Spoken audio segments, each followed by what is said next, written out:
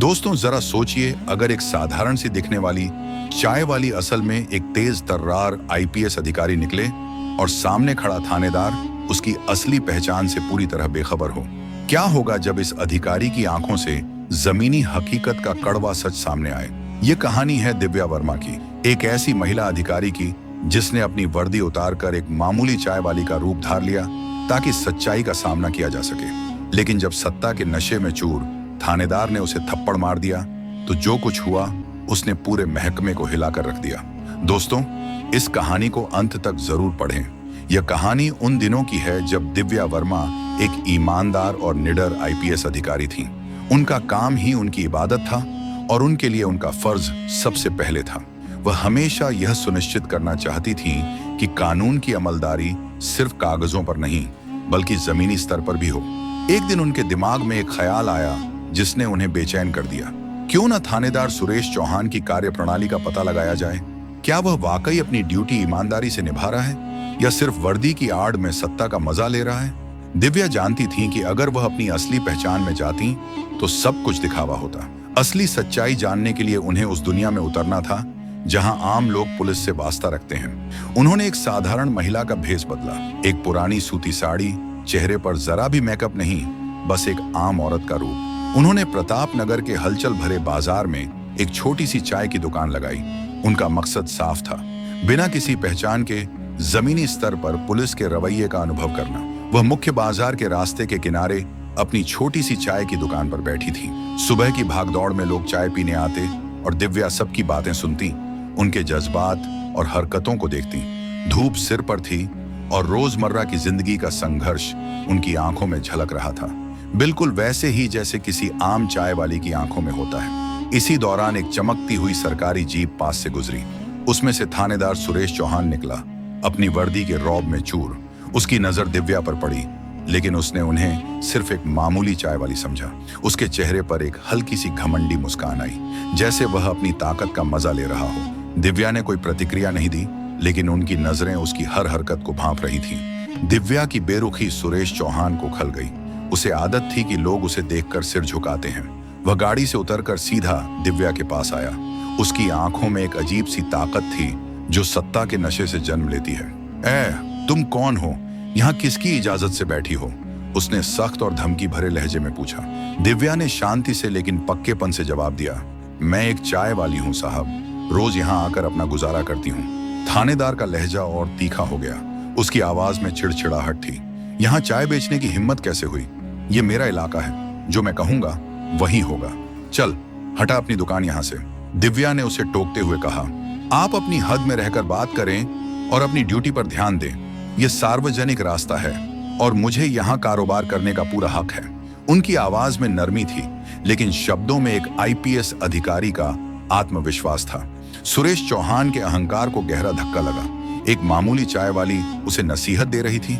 तुम्हें मुझसे क्या मतलब? यहाँ मेरा राज चलता है। अगर ज्यादा जबान चलाई तो यहीं से उठाकर अंदर कर दूंगा। वह अब पूरी तरह अपनी दबंगई पर उतर आया था। उसकी वर्दी का रौब उसके सिर चढ़कर बोल रहा था। दिव्या का सब्र टूट रहा था। उन्हें समझ आ गया कि यह सिर्फ एक थानेदार नहीं बल्कि एक बेलगाम अधिकारी है। उन्होंने पक्केपन से सुरेश चौहान को एक जोरदार धक्का दिया और उसे वहां से जाने के लिए कहा। अपनी हद में रहो, वरना इसका अंजाम अच्छा नहीं होगा। थानेदार का गुस्सा अब 7वें आसमान पर था। उसे जिंदगी में कभी किसी ने इस तरह जवाब नहीं दिया था। बिना कुछ सोचे समझे उसने अपने हाथ की ताकत इस्तेमाल की और दिव्या के गाल पर जोरदार थप्पड़ मार दिया। थप्पड़ की आवाज से आसपास के कुछ लोग भी सन्न रह गए, लेकिन डर के मारे किसी ने आवाज नहीं उठाई। दिव्या को गहरा सदमा लगा। अपने गाल पर हाथ रखते हुए उनकी आंखें गुस्से से लाल हो गईं। यह सिर्फ एक थप्पड़ नहीं था, यह कानून के सम्मान पर हमला था, आम लोगों पर एक जुल्म था। वह समझ गईं कि सुरेश चौहान का रवैया पहले से कहीं ज्यादा खराब हो चुका था और अब उसे सबक सिखाना जरूरी था। तुम्हें इसका नतीजा भुगतना होगा सुरेश चौहान, दिव्या ने ठंडे लेकिन सख्त लहजे में कहा। उनकी आवाज में एक अजीब सी खामोशी थी जो तूफान से पहले की खामोशी होती है। सुरेश चौहान ने उनकी बात पर जोर से ठाका लगाया। तुम क्या करोगी? तुम्हारी औकात क्या है? एक मामूली चाय वाली। जा अपना काम कर, यहाँ मेरा राज चलता है। उसके ठहाके में अहंकार और मजाक था। दिव्या ने उसकी धमकियों पर जरा भी ध्यान नहीं दिया। उनका दिमाग तेजी से काम कर रहा था। उन्होंने शांति से अपना स्मार्टफोन निकाला और एक नंबर डायल किया। वह हमेशा से सावधान थीं और इस पूरे वाकये को उन्होंने अपने फोन में वीडियो रिकॉर्डिंग के जरिए सुरक्षित कर लिया था। हर अपमानजनक शब्द, हर धमकी और थप्पड़ का पूरा वाकया रिकॉर्ड हो चुका था। अब वह इस मामले को आगे बढ़ाने के लिए पूरी तरह तैयार थीं। तुम्हारे खिलाफ सख्त कानूनी कार्रवाई की जाएगी, थानेदार सुरेश चौहान, दिव्या ने कहा। उनकी आवाज में अब एक पुलिस अधिकारी की गंभीरता थी, जो वर्दी में न होते हुए भी अपने पद का पूरा मान रखती थी। सुरेश चौहान का चेहरा पीला पड़ गया। उसकी हंसी गायब हो चुकी थी। उसे एहसास हो गया कि उसने कितनी बड़ी गलती कर दी है। ये चाय वाली कोई मामूली औरत नहीं थी, लेकिन अब भी वह अपनी गलती मानने को तैयार नहीं था। उसकी अकड़ बाकी थी। तुम मुझे धमकी दे रही हो? उसने लड़खड़ाती आवाज में पूछा।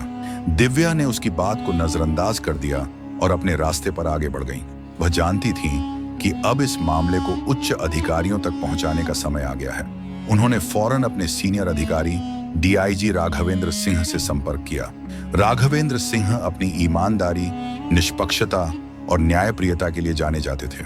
दिव्या ने उनसे मुलाकात का समय लिया और पूरा वाकया विस्तार से बताया। उन्होंने राघवेंद्र सिंह के सामने पूरी वीडियो रिकॉर्डिंग भी पेश की। राघवेंद्र सिंह ने ध्यान से पूरी बात सुनी। जब उन्होंने वीडियो देखा तो उनका चेहरा गुस्से से लाल हो गया। एक पुलिस अधिकारी का इस तरह का रवैया, खास तौर पर एक महिला के साथ, उनके लिए असहनीय था। दिव्या, हम इस मामले को बहुत गंभीरता से लेंगे। यह सिर्फ एक थप्पड़ नहीं, यह पुलिस फोर्स की इज्जत पर हमला है। थानेदार सुरेश चौहान के खिलाफ सख्त से सख्त कार्रवाई की जाएगी। वीडियो देखने के बाद राघवेंद्र सिंह का गुस्सा और बढ़ गया। यह रवैया पूरी तरह अस्वीकार्य है। यह हमारे महकमे के नियमों के खिलाफ है। हम इसे फौरन सस्पेंड करेंगे और इसके खिलाफ एक विस्तृत विभागीय जांच शुरू करेंगे। दिव्या ने डीआईजी राघवेंद्र सिंह का शुक्रिया अदा किया और कहा, सर, मैं बस यही चाहती हूं कि इस मामले में न्याय हो। सुरेश चौहान को उसके की सजा मिलनी चाहिए, ताकि भविष्य में कोई अधिकारी अपनी वर्दी का इस तरह गलत इस्तेमाल न करे। राघवेंद्र सिंह ने दिव्या को यकीन दिलाया कि वह न्याय को सुनिश्चित करने के लिए हर संभव कोशिश करेंगे। उन्होंने फौरन सुरेश चौहान को सस्पेंड करने के आदेश जारी किए और उसके खिलाफ विभागीय जांच शुरू की गई। पूरे पुलिस महकमे में यह खबर आग की तरह फैल गई और सुरेश चौहान के साथी भी हैरान रह गए। जब सुरेश चौहान को पता चला कि उसके खिलाफ विभागीय जांच और साथ ही एक आपराधिक मुकदमा भी शुरू हो गया है, तो वह बुरी तरह घबरा गया। उसके माथे पर पसीना छा गया। उसने अपने सीनियर अधिकारियों से संपर्क करने की कोशिश की, लेकिन किसी ने उसकी कॉल का जवाब नहीं दिया। सब उससे दूरी बनाए हुए थे। उसने फौरन अपने वकील श्री मेहता से संपर्क किया और गिड़गिड़ाते हुए कहा, मुझे इस मामले में बचाना होगा सर। मेरी नौकरी और इज्जत दोनों दांव पर हैं। श्री मेहता ने कहा, सुरेश, हम आपकी पूरी मदद करेंगे, लेकिन आपको यह समझना होगा कि आपके खिलाफ सबूत बहुत मजबूत हैं, खास तौर पर वह वीडियो रिकॉर्डिंग। सुरेश चौहान ने अपने वकील से मिन्नतें करते हुए कहा, मैं चाहता हूं कि इस मामले में मुझे छोड़ दिया जाए। मैं इसके लिए कुछ भी करने को तैयार हूं। मुझसे बहुत बड़ी गलती हो गई। वकील ने उसे समझाया कि इस मामले में उसे सख्त सजा हो सकती है, लेकिन वह उसके लिए कोर्ट में पूरी ताकत से लड़ेंगे। कोर्ट में सुरेश चौहान के खिलाफ मुकदमे की सुनवाई शुरू हुई। ये मामला पूरे शहर में चर्चा का विषय बन गया। दिव्या ने कोर्ट में अपना बयान दर्ज कराया। उन्होंने पूरे वाकये का विवरण बताया और अपनी गवाही के दौरान वह वीडियो रिकॉर्डिंग भी पेश की, जिसमें सुरेश चौहान के हाथों उन पर थप्पड़ मारने और बदतमीजी का पूरा वाकया सुरक्षित था। कोर्ट रूम में सन्नाटा छा गया जब जज और वहां मौजूद सभी लोगों ने वह वीडियो देखा।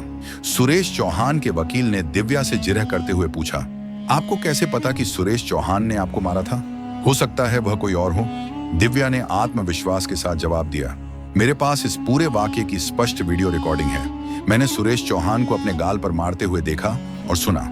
उनकी वर्दी पर उनका नाम और बैज भी साफ दिखाई दे रहा है। वकील ने फिर पूछा, लेकिन आपको यह नहीं पता कि उसने आपको क्यों मारा? शायद आपने ही उसे उकसाया हो।